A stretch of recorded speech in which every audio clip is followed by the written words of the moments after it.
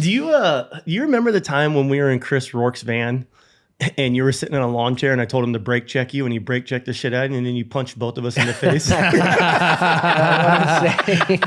want to say we were like driving north, right? Heading up towards Idaho. Yeah. We were going on like a road trip or something in Rourke's van just had like, he had no back seat because it was like a little minivan that we'd squat the bikes in and we were going to go do something. That's crazy to think. Yeah, we'd go anywhere we could, no matter what it took. Even if it was like, a lounge chair.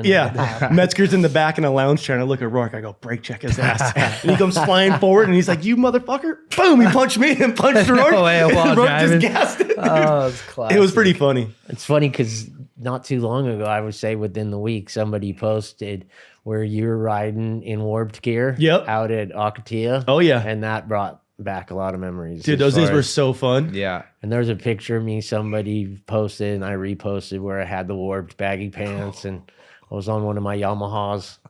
That's scary. That's so scary, dude. Mad Mike Jones puts a helmet bag over his helmet. Mad Mike. Yeah, real quick. Oh, man. Well, this just came up on TV. What is going on with this helmet bag right after this?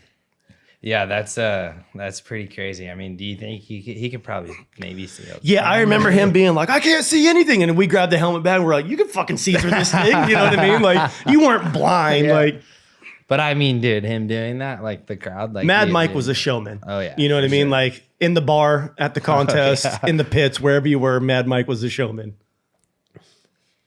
Yeah, and I think like obviously I'm younger than you guys. Me and being growing up, like I just used to like I was bred by all the the crusty movies and the Terra Firmas, the Moto Triple X's, and like I just thought that it was like.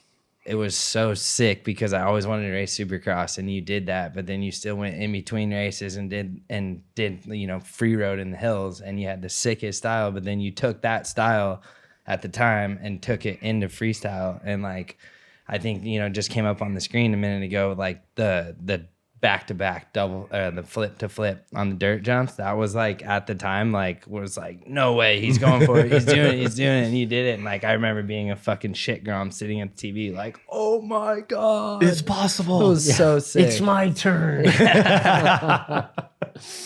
Yeah, I think a lot of people, after the last podcast, they wanted to know about growing up, like in the, the late 80s, the 90s, in Menifee and kind of the scene of moto at the time. Like you created your own persona, but I think a lot of people wanted to know where did that attitude come from? This like invincibility of like it's your world. Like this is what you're gonna do and you're gonna define what moto means.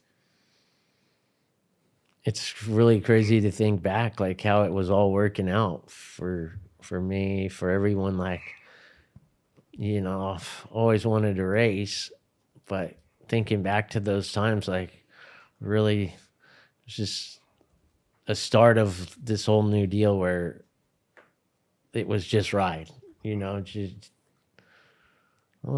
crazy to think it even happened that way, right? Because it's like you think back how big racing was such an influence on everyone, and then for racing to just be all of a sudden kind of put on hold, and then we're filming with the crusty dudes. The Fox guys always had something for me to do. Like I was making good extra money going to film different things for Fox. They always had extra money for me to show up here, show up there, ride. This is sweet. Yeah. So I think that was probably a little overwhelming, making money doing something other than having to show up and race for that income, because that's a lot of hard work and stress. So, yeah. What about like the attitude and the style? Like, was it defined by the people around you? Was it defined by the community? Was it because you wanted to be different? Where did that come from? Well, I think the whole like I said before in the other podcast we did, the whole wearing baggy pants was that style as far as action sports with skate, snowboard. I think seriously, I was just sick of putting on motocross gear.